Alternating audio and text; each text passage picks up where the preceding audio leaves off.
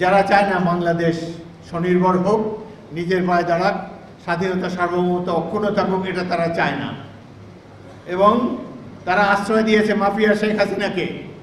শেখ হাসিনা বসে বসে সেখানে কিভাবে বাংলাদেশে নাশকতা করা যায় সেই সম্পর্কে নানা ধরনের ষড়যন্ত্র করছেন। কলকাতায় তারা অফিস খুলেছেন। আমি তাদেরকে একটা পরামর্শ দেব, শুধু কলকাতা নয়, ভারতের প্রত্যেকটা প্রদেশে আপনারা একটা করে অফিস খুলেন, ভারতের কাছ থেকে সনদ নেন, তারপরে ভারতের রাজনীতিতে আপনারা মিশে যান। বাংলাদেশে আপনাদের কোনো প্রয়োজন নাই। সবশেষে একটি কথা হলো, আমরা ঐক্যবদ্ধ সংগ্রাম করে এই মাফিয়া সরকারকে হটাচ্ছি। আজকে ক্ষমতায় যাওয়ার লোভে একটি ধর্মভিত্তিক রাজনৈতিক দল দেশে নানা রকম বিশৃঙ্খলা করার চেষ্টা করছে, নির্বাচনকে পিছিয়ে দেবার কিংবা বানচাল করার চেষ্টা করছে।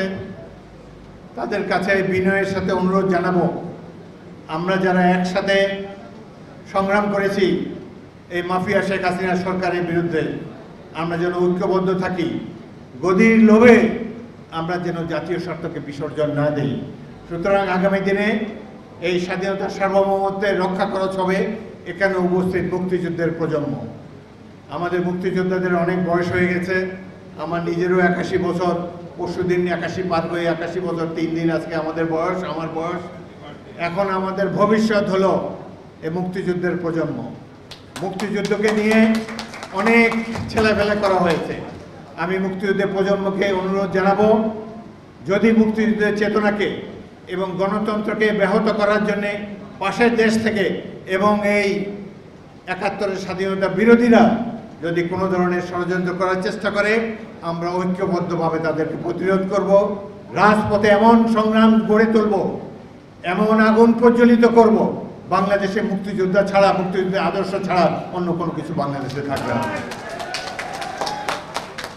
আজকের এই দিনে আমরা সবাই একত্রিত হয়ে পেরেছি একটা মুক্ত পরিবেশে। এটি দেখে আমরা খুবই আনন্দিত হয়েছি। এখনও যারা মুক্তিযোদ্ধারা বেঁচে আছেন, কামনা করি আপনারা সবাই শতায়ু হন, সুন্দর জীবন হোক আপনাদের, এবং বাংলাদেশ যেই গণতন্ত্রকে প্রতিষ্ঠিত করার জন্য 71-এ আমরা যুদ্ধ করেছি, সেই স্বাধীন একটি কল্যাণ রাষ্ট্র যেন আমরা দেখে যেতে পারি। আপনাদের সবাইকে অসংখ্য ধন্যবাদ।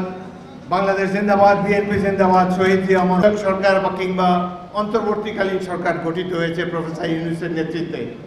এদের মুখে তো গত 1.5 বছরে মুক্তিযুদ্ধের কোনো কথা শুনলাম না। মুক্তিযোদ্ধারা যে এই দেশটা সৃষ্টি করেছে এই স্বীকৃতি তাদের কোনো বক্তব্যে দেখতে পাচ্ছি না। এই স্বীকৃতির আমরা পরোয়া করি না। বাংলাদেশের সাধারণ মানুষ জানে 71 সালে কারা বাংলাদেশ সৃষ্টি করেছে। কোনো রাজনৈতিক দল নয়, ছাত্র যুবক সাধারণ মানুষ এই দেশটি সৃষ্টি করেছে। 1971-এর মহান মুক্তিযুদ্ধ ছিল সাধারণ মানুষের যুদ্ধ, কোনো রাজনৈতিক দলের যুদ্ধ নয়। এবং এই যুদ্ধ ছিল গণতন্ত্র প্রতিষ্ঠার জন্য যুদ্ধ। আজকে তো গণতন্ত্র নাই দেশে। আওয়ামী লীগ গণতন্ত্রকে বিতাড়িত করেছে। তার আগে শেখ মুজিবুর রহমান বাকশাল গঠন করে গণতন্ত্রকে ধ্বংস করেছে। তার কন্যাও অন্য কায়দায় বাংলাদেশ থেকে বিএনপিকে নির্বাসনে পাঠিয়ে দিয়েছেন।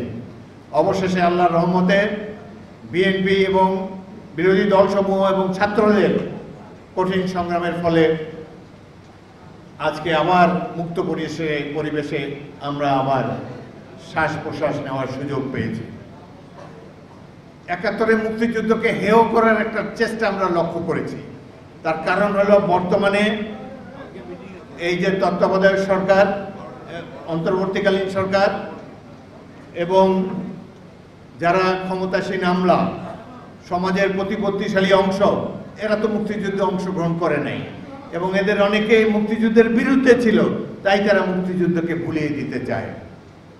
মুক্তিযুদ্ধ কিভাবে জীবনের 9টা মাসের যুদ্ধ। এখানে অনেক মুক্তিযোদ্ধা আছেন, আমার সামনেও মুক্তিযোদ্ধা।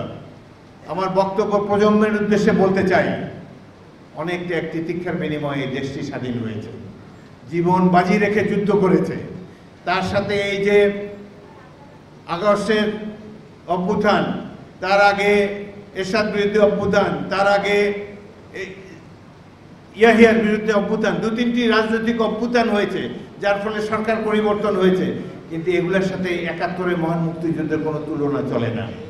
71-এর মুক্তিযুদ্ধ একটা নতুন দেশ সৃষ্টি করেছে। আপনারাই সৃষ্টি করেছেন সেই দেশ। এই দেশের জন্য রয়েছে অদ্ভুত সম্ভাবনা।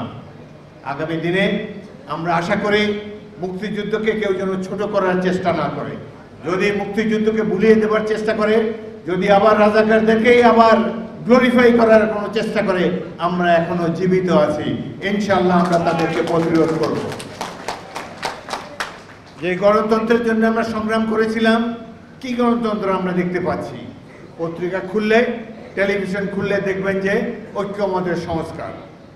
আমাদেরকে বলা হয়েছিল সব রাজনৈতিক দল যেসব বিষয়ে একমত হবে সেগুলোই নিয়েই গঠিত হবে জুলাই সনদ।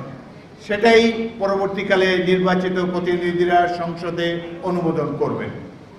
এখন কেন আবার নোট অফ ডিসেন্টকে অন্তর্ভুক্ত করা হলো এবং সেই নোট অফ ডিসেন্টকেও বাদ দিয়ে দেওয়া হয়েছে চূড়ান্ত ঘোষণার মধ্যে? আমরা তো ডিসেন্ট দেখতে চাই না। যেসব বিষয়ে সব রাজনৈতিক দল ঐক্যমতে এসেছেন তাদেরকে নিয়ে গঠিত হবে এই জুলাই সনদ। কিন্তু এই দেশে কিছু কিছু আতেল আছে যারা মুক্তিযুদ্ধের সময় কোনো অংশগ্রহণ তাদের ছিল না। ঢাকা বিশ্ববিদ্যালয়, অন্যান্য বিশ্ববিদ্যালয় ভালোভাবে চলেছে। অনেক শিক্ষককে 14ই ডিসেম্বর তারিখে হত্যা করা হয়েছে, কিন্তু যদিও তারা বাংলাদেশের পক্ষেই ছিলেন। কিন্তু দেশের 1% লোকও সশস্ত্র মুক্তিযুদ্ধে অংশগ্রহণ করে নাই। তাহলে সশস্ত্র মুক্তিযোদ্ধার সংখ্যা হয়তো 7 লাখ, 7 কোটি মানুষের দেশ ছিল, 1 লাখও ছিল না মুক্তিযোদ্ধা। সাহসী লোক খুব কম আছে সমাজে। আমরা ভাগ্যবান, আমরা সেই সাহসী তরুণ যুবকদেরকে দেখতে পেয়েছি। কিন্তু যেহেতু সৈনিক এবং ছাত্র জনতা রাজনৈতিক দলের নির্দেশ না মেনে বিদ্রোহ করে প্রতিরোধ যুদ্ধে জীবন দিয়ে বাংলাদেশ প্রতিষ্ঠা করেছে, যেহেতু তারা এলিট সমাজের অংশ নয়, এই জন্য তাদেরকে সমাজে এবং ইতিহাসে সম্মানের সাথে উল্লেখ করা হয়নি। এটি অত্যন্ত দুঃখজনক।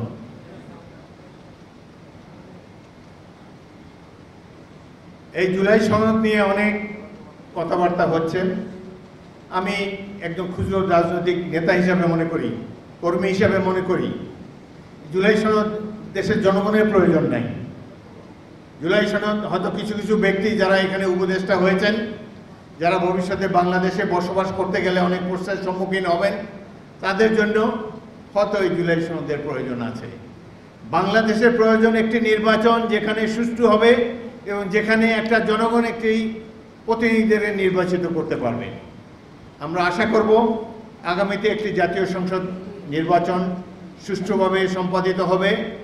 এই নির্বাচনে যারা বিজয়ী হবেন, জনগণের প্রতিনিধি হবেন, তারাই জুলাই সনদকে সমর্থন করবেন। আমার দল বিএনপি জুলাই সনদকে সমর্থন করেছে, আমরাও এটি সমর্থন করতে বাধ্য। কিন্তু এটার মধ্যে এমন এমন জিনিস ঢুকাবেন না যেটি নিয়ে আগে আলোচনা হয় নাই, ঐক্যমত কমিশনের মিটিংয়ে আলোচনা হয় নাই। সেসব জিনিসও চূড়ান্ত খসড়ার মধ্যে আমাদের সাথে দেওয়া হয়েছে, যেটি মহাসচিব একটু পরে আপনাদেরকে বলবেন। এই ধরনের সনদের আমাদের প্রয়োজন নাই। আমাদের প্রয়োজন একটা পার্লামেন্ট, যেই পার্লামেন্ট আগামী দিনের ভাগ্য নির্ধারণ করবে, যেই পার্লামেন্ট এই সনদকেও বাস্তবায়িত করবে এবং আগামী দিনে গণতন্ত্রকে পরিপূর্ণভাবে বিকশিত করতে সক্ষম হবে। তাহলে এই ধরনের এই যে বিদেশ থেকে আমদানি করা কয়েকজন তথাকথিত পণ্ডিত ব্যক্তির পণ্ডিতির মাধ্যমে যে সমাবেশ, যেই সনদ বারবার আমরা দেখতে পাচ্ছি, সনদের কোনো প্রয়োজন নাই। প্রয়োজন একটি প্রতিনিধিত্বশীল জাতীয় সংসদ, সত্যিকারের জনপ্রতিনিধি যারা আগামী দিনে বাংলাদেশের ভাগ্য গড়ে তুলবে। তারা নির্ধারণ করবে আগামী দিনে বাংলাদেশের গতিপথ কী হবে। এমনকি নির্বাচন যে কয়টি রাজনৈতিক দলের সাথে মিটিংয়ে ডাকা হয়েছে, এই রাজনৈতিক দলেরও পুরো অধিকার নাই এই দেশের ভবিষ্যৎ নির্ধারণ করার জন্যে। তারা সাজেশন দিতে পারেন, সুপারিশ করতে পারেন, কিন্তু এটাকে চূড়ান্ত রূপ দেবেন নির্বাচিত ব্যক্তিরা আগামী জাতীয় সংসদে। এটা আমাদেরকে উপলব্ধি করতে হবে। আপনারা এই আগামী দিনে জাতীয় সংসদকে সমর্থন করতে রাজি আছেন সবাই?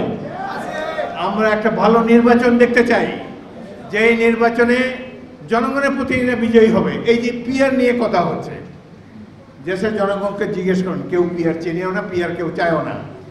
আমরা 100 বছর ধরে একজন ব্যক্তিকে নির্বাচিত করে আসছি। তারা ব্যক্তির কাছ থেকে, ভোটারের কাছ থেকে ক্ষমতা তুলে নিয়ে একটা রাজনৈতিক দলের কাছে সমর্পণ করতে চায়। তাহলে জনগণ তো এমনি ক্ষমতাহীন, তাদেরকে আরও ক্ষমতাহীন করতে হচ্ছে। সুতরাং আমরা চাই বর্তমান যে ব্যবস্থায় নির্বাচন হচ্ছে সেই ব্যবস্থার মাধ্যমে যাতে নির্বাচন হয়। এই যে আপার হাউসে যে পিআরের মাধ্যমে আপার হাউস গঠন করার প্রয়োজন কথা বলা হয়েছে, এটি নিয়ে কিন্তু কোনো ঐক্যমত হয় নাই ঐক্যমত কমিশনে। এটা আচমকা আমাদের কাছে উপরে চাপিয়ে দেওয়ার চেষ্টা করছে। বিএনপি দেশের সবচাইতে জনপ্রিয় দল, শক্তিশালী দল। আমরা কেবলমাত্র নির্বাচনটা যাতে হতে পারে এই জন্য অনিচ্ছা সত্ত্বেও অনেক কিছুতে রাজি হয়েছি, কিন্তু তারা একে বিএনপির দুর্বলতা ভেবে নিয়েছে। একের পর এক জনগণের কাছে গ্রহণযোগ্য নয় এমন সব জিনিস এই সনদের মধ্যে তারা ঢুকিয়ে দিয়েছে। ইনশাল্লাহ সঠিক নির্বাচন হোক, আমরা ইনশাল্লাহ দেখব বাংলাদেশের জন্য করণীয় কি। বাংলাদেশের জনগণের সমর্থন নিয়ে জনগণের প্রতিনিধিরাই তারা নির্ধারণ করবেন আগামী নির্বাচনের পরে। অপেক্ষা করুন সেটার জন্য।